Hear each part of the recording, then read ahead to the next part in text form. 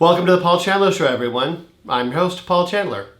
Before we begin tonight's episode, I do want to thank you, though, for your patience, as I was unexpectedly out of the office and out of the studio last week. I was sick last week, and I was showing some symptoms, but everything as far as the COVID test came back negative, but that did bump back the shooting a little bit. So to continuing on and then ending the first season here of the Paul Chandler Show with our 99th episode, we're going to be doing a little bit differently as far as the airing dates this month. We're not going to have just episodes on Monday, Wednesdays, and Fridays. We're doing some pickup episodes.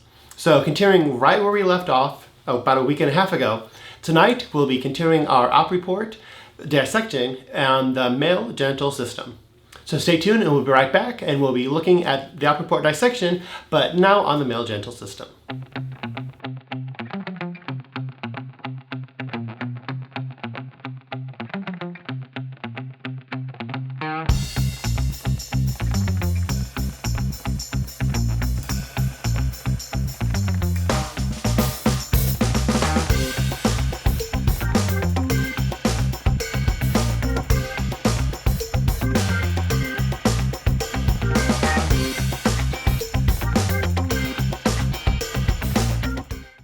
For the op report dissection for the male system, we're going to talk about circumcisions. Why? Because why not?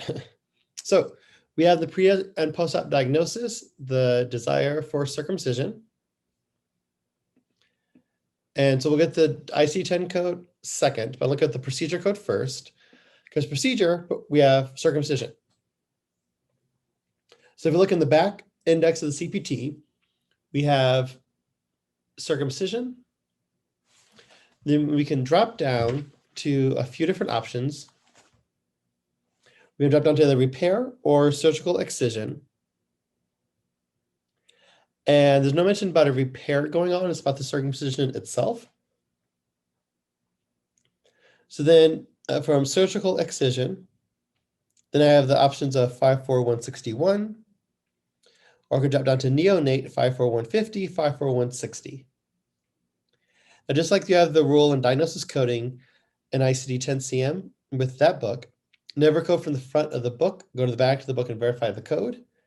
The same issues apply to CPT. It's just that it's in reverse since the index for CPT is in the back. Unlike an ICD-10, it's in the front.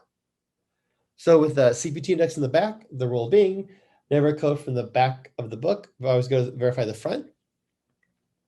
Because it could look like that just by going with the circumcision, drop down to surgical excision, then our code would be 54161 because the patient is 19 years of age.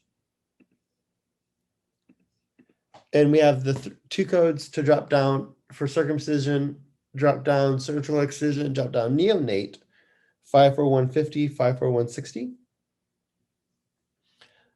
But never going from the back of the book, always go to the front of the book to verify. So I'm going to stay in my 54150 through 54161 range. So now on my possible codes, I have 54150, 54160, and 54161. And working with those codes, 54150 and 54160 are the only two parent codes. So really just having two codes to work with. So 54150, circumcision, comma, using clamp or other device with regional dorsal penile or ring block. Or 54160, circumcision, surgical excision, other than clamp device or dorsal slit.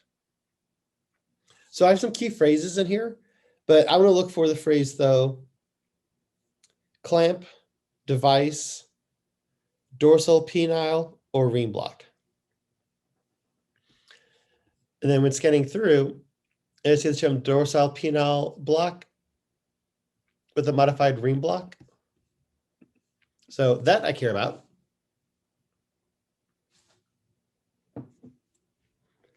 And then with the descriptions, and then two circumferential incisions were made. So that I care about also.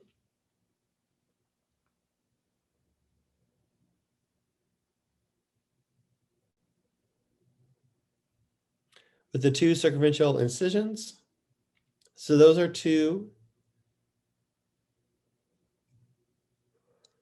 surgical incisions that are made,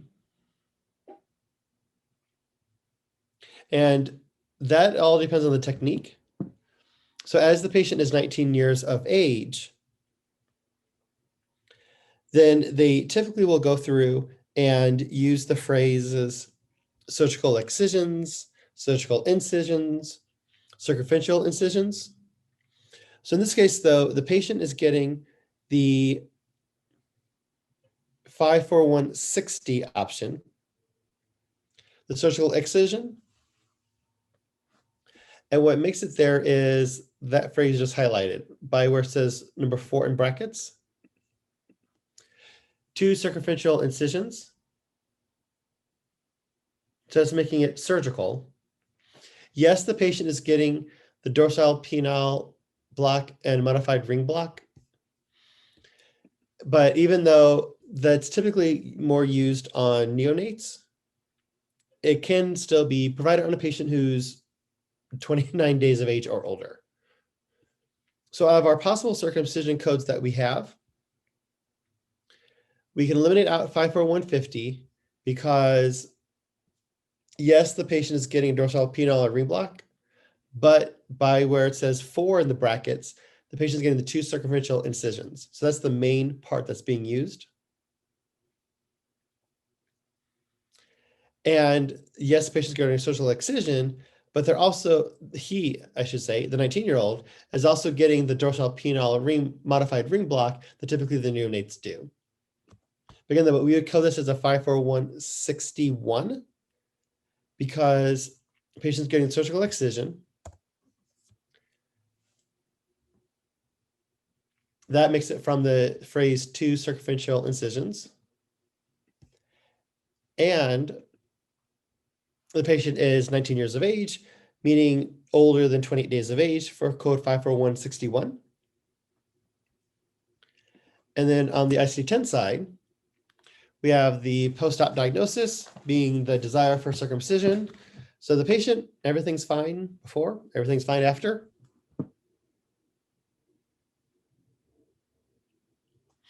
Because one thing to remember though on the CPT side though, before we go, is if you look at the procedure itself, how circumcisions are a very straightforward procedure. And in the surgical setting, we only have to decide the age of the patient and the surgical technique. So that's how we eliminate it down. So simply just what's the age of the patient and what technique was used. In case 19-year-old with the circumferential incisions. And then on the diagnosis side, desire for circumcision. So the patient is not quote unquote ill, sick. There's no really diagnosis there. It's just the need, I should say the desire, that'd be a better way to phrase it. The desire for the circumcision is the diagnosis itself.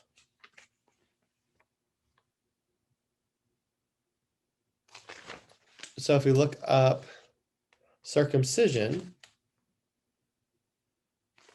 since there is no actual medical condition the patient has, so we look up circumcision in the front index.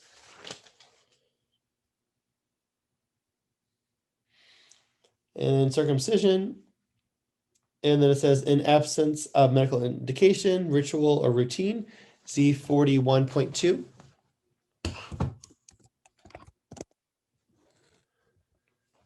And that's all she wrote. So looking at this case of an op report dissection for the male system, in this case it's circumcision. We have CPT code 54161 for the circumcision itself, with code Z41.2 for the desire for the circumcision. Welcome back, everyone. Hope that you enjoyed watching and learned a lot about the male genital system on how we dissect those op reports.